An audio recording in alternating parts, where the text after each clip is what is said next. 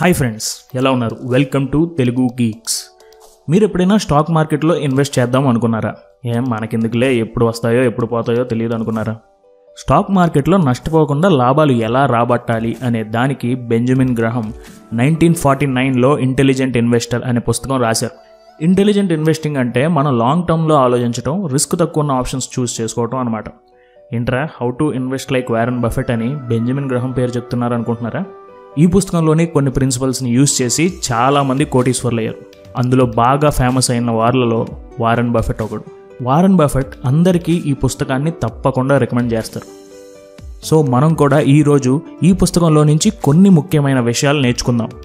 Examine a companies long term value. Stock మార్కెట్లో investment ద్వారా చాలా డబ్బులు సంపాదించవచ్చు, అదేవిధంగా చాలా పోగొట్టుకోవచ్చు. మనం హిస్టరీ చూస్తే వారెన్ బఫెట్ లాంటి సక్సెస్ఫుల్ పర్సన్స్ ఎవరైతే కరెక్ట్గా మంచి కంపెనీలో ఇన్వెస్ట్ చేసి కొన్ని కోట్లు సంపాదించారో వారి గురించి తెలుసుకోవచ్చు. అదే విధంగా రాంగ్ కంపెనీస్లో ఇన్వెస్ట్ చేసి దారుణంగా డబ్బులు కోల్పోయిన వాళ్ళ గురించి కూడా చూడొచ్చు.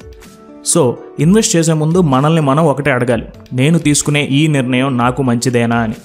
బెంజమిన్ గ్రహం ఏమంటారంటే, మనం ఇంటెలిజెంట్గా ఇన్వెస్టింగ్ చేస్తే డెఫినెట్గా స్టాక్ మార్కెట్లో ఇన్వెస్ట్మెంట్ చాలా మంచిది అని చెప్తారు. ఇంటెలిజెంట్ ఇన్వెస్టర్స్ ఏమైనా కంపెనీలో ఇన్వెస్ట్ చేసే ముందు ఆ కంపెనీ యొక్క ఫైనాన్షియల్ హిస్టరీని బాగా అనలైజ్ చేసి ఆ కంపెనీలో ఇన్వెస్ట్ చేస్తే వారికి సేఫ్ అండ్ స్టడీ రిటర్న్స్ వస్తాయా అనే దాని మీద అవగాహన ఏర్పరచుకుంటారు.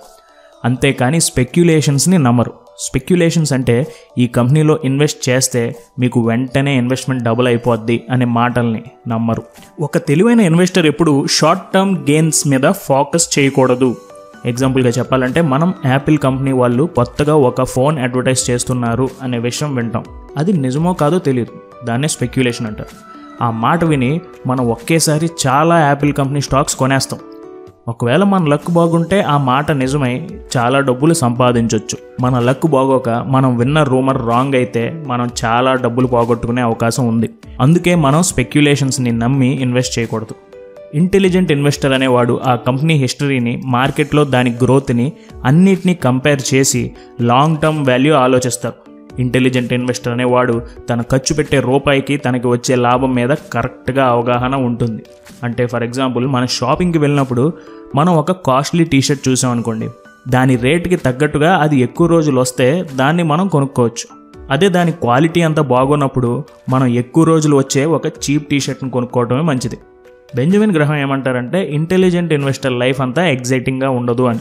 కానీ ఇక్కడ పాయింట్ అది కాదని, ఇక్కడ మెయిన్ పాయింట్ ప్రాఫిట్ వచ్చిందా లేదా అని చమత్కరించారు.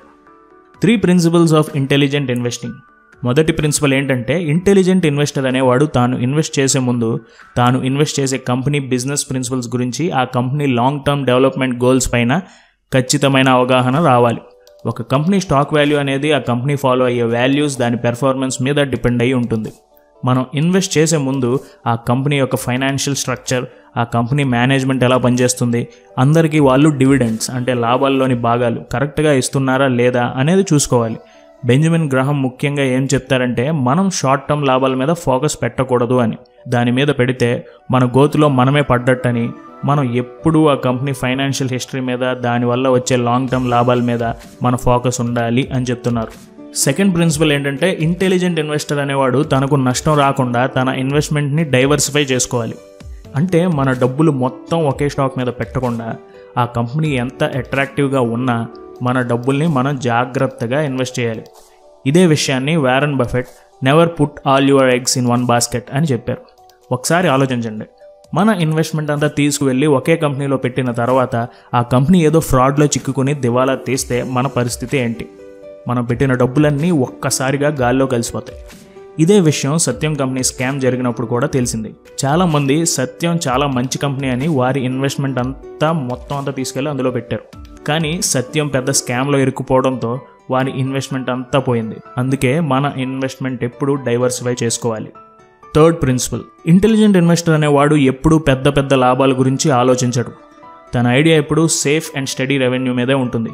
మనం ఇంటెలిజెంట్ ఇన్వెస్టర్ అవ్వాలి అంటే మన టార్గెట్, మన ఇన్వెస్ట్మెంట్ మన అవసరాలకు పనికి వచ్చే విధంగా ఉన్నాయా లేదా అని ఉండాలి. అంతేకాని స్టాక్ మార్కెట్లో ఉన్న ప్రొఫెషనల్ స్టాక్ బ్రోకర్స్ లాగా సంపాదించేయాలి అనే ఆలోచన ఉండకూడదు. ఎందుకంటే స్టాక్ బ్రోకర్స్ అనేవాళ్ళు వారి జీవితం, వారి ఉద్యోగం అంతా స్టాక్ మార్కెట్లోనే ఉంటుంది. మనం వాళ్ళలాగా సంపాదించాలి అంటే అది మన వల్ల అయ్యే పని కాదు.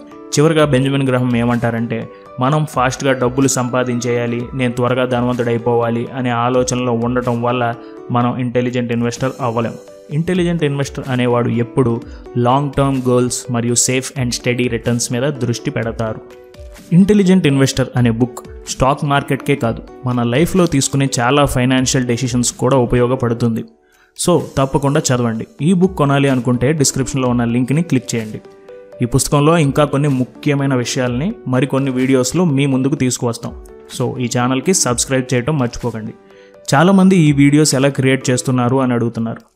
మేము ఏ సాఫ్ట్వేర్స్ అయితే యూస్ చేస్తున్నామో ఆ సాఫ్ట్వేర్ సంబంధించిన అన్ని లింక్స్ కింద డిస్క్రిప్షన్లో ఉంచాం. సో చెక్ చేయండి. అండ్ ఇంకా డిస్క్రిప్షన్లో మా సోషల్ మీడియా లింక్స్ అన్నీ ఉన్నాయి.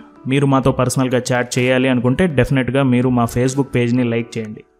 మీకు ఈ వీడియో నచ్చితే ఈ వీడియోని మీ వాట్సాప్ ఆర్ ఫేస్బుక్లో షేర్ చేయండి, లైక్ కూడా చేయండి. So that's it for today. Thank you for watching. జై హింద్.